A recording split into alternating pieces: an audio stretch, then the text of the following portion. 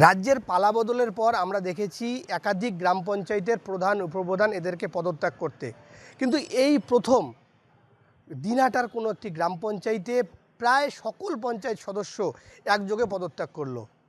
দিনহাটা ২ নং ব্লকের শুকরুকুটি গ্রাম পঞ্চায়েত ২৪ পঞ্চায়েত সদস্য বিশিষ্ট এই গ্রাম পঞ্চায়েতের প্রধান উপপ্রধান সহ ৪ পঞ্চায়েত সদস্য এর আগেই পদত্যাগ করেছিল।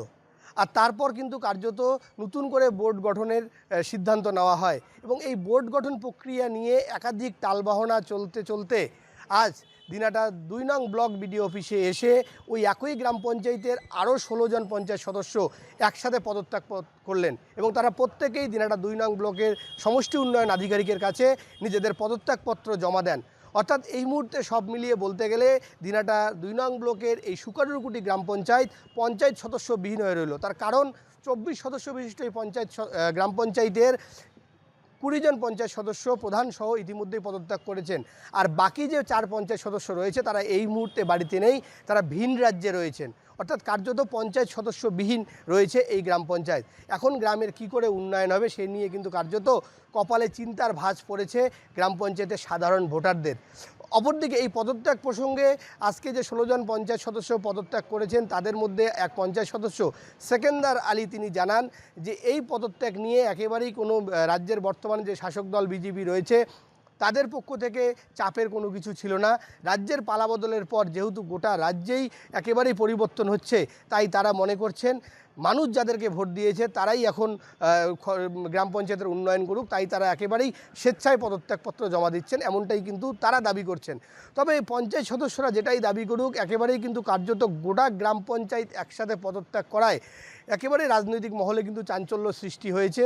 অনেকেই কিন্তু এই নিয়ে গুঞ্জনও সৃষ্টি করছেন। এখন দেখার এই গ্রাম পঞ্চায়েতে আগামী দিনে কি করে উন্নয়ন হয়, সেক্ষেত্রে বিডিও অফিসের হস্তক্ষেপে উন্নয়ন হয় নাকি একেবারেই ব্লক ডেভেলপমেন্ট অফিস থেকে এই পঞ্চায়েতদের পদত্যাগপত্র বাতিল করে দেওয়া হয়, আমাদের কিন্তু সেদিকেও নজর থাকবে। কি কারণে গ্রাম পঞ্চায়েতের জন্য কেউ কি কোনো ভয়ভীতি বা কোনো চাপ দিয়েছে? না, আমার খুশি ইচ্ছে, আমরা 3 দিন আগে কেন কাজ করতে ভালো পারছেন না? লাগে না, তাই জন্য কাজ করতে পারি না।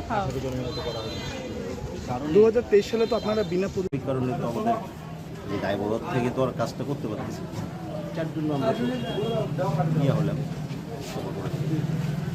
কতজন পঞ্চায়েত সদস্য আজকে রিজাইন করবে? আমাদের অ্যাকচুয়ালি শুকরকুটি গ্রাম পঞ্চায়েতে 24 জন পঞ্চায়েত সদস্য। ইতিপূর্বেই তো আপনারা শুনেছেন যে প্রধান উপপ্রধান 1 মাস প্রায় আগেই গত 3-4 দিন আগে 4 জন করেছে।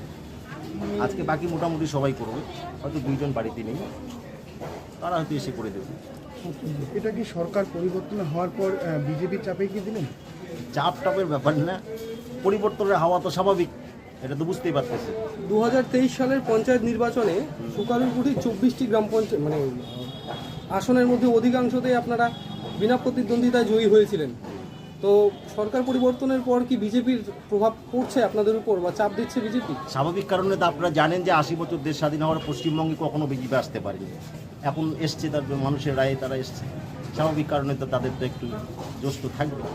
কোচবিহারের দিনহাটা থেকে কলকাতা টিভি ডিজিটালের জন্য রবিউল হোসেনের রিপোর্ট।